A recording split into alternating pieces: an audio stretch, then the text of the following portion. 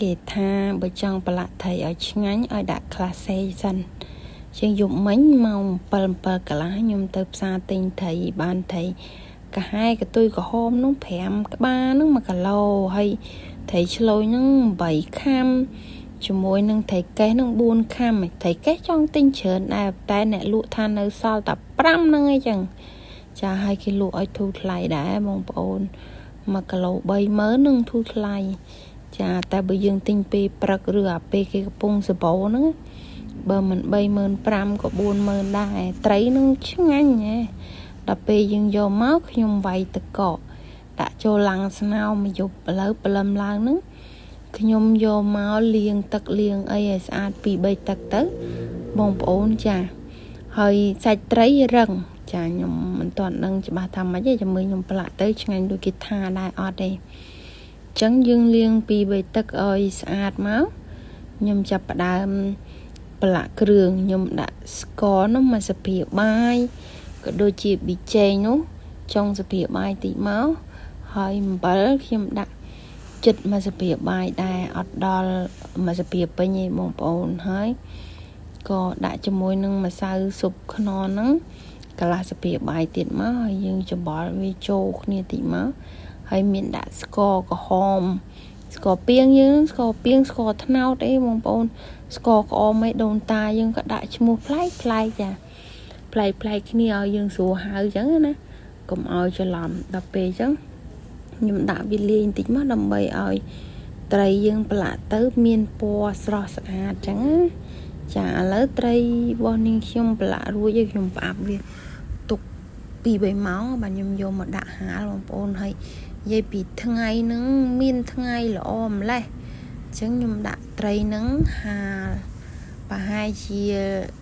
ល្ងាចម៉ោង4ម៉ោង5ត្រីស្ងួតចាស់ហ្មងបងប្អូនហើយ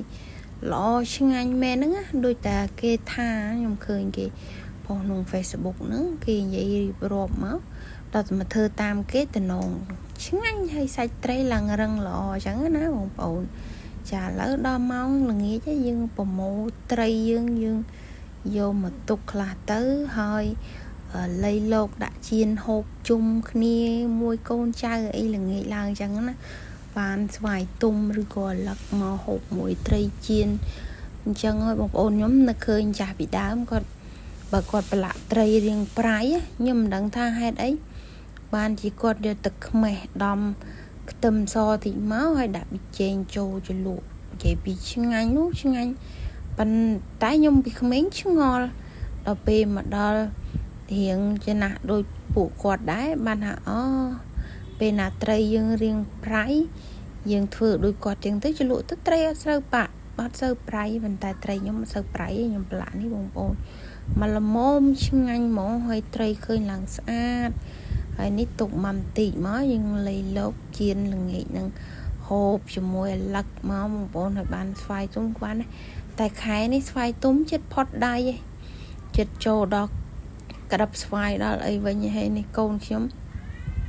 អាកូននឹងវាចូលចិត្តត្រីជៀនបងប្អូនចម្លែកហ្មងត្រីជៀននឹងឲ្យចូលចិត្តអាកន្លែងណាកតុយស្រួយមិនចម្លែកឯងកំថាតកូនខ្ញុំក៏ចឹងដែរបងប្អូនអ្នកមើលក៏ចឹងដែរចូលចិត្តត្រីជៀនកន្លែងណាស្រួយយ៉ាងទៅហូបមួយបាយហើយបានព្រលឹមឡើងបាយស៊ុបទឹកកកត្រជាក់អូយបងប្អូននិយាយពីថាជាតិនោះជាតិដូចហូបបាយអស់ពីចានអីមិនដឹងបាយនៅណាឆ្ងាញ់ហ្មងណាហើយសម្រាប់បងប្អូនខ្មែរយើងចូលចិត្តមកហូបអញ្ចឹងអរគុណណាស់បងប្អូនទាំងអស់គ្នាសម្រាប់ការតាមដានទស្សនាវីដេអូរបស់នាងខ្ញុំតាំងពីដើមរហូតដល់ចប់នេះគ្រួសារខ្ញុំបងប្អូនចូលចិត្តត្រីជាងខ្ញុំទៀតខ្ញុំហូបត្រី 10% គាត់ 90%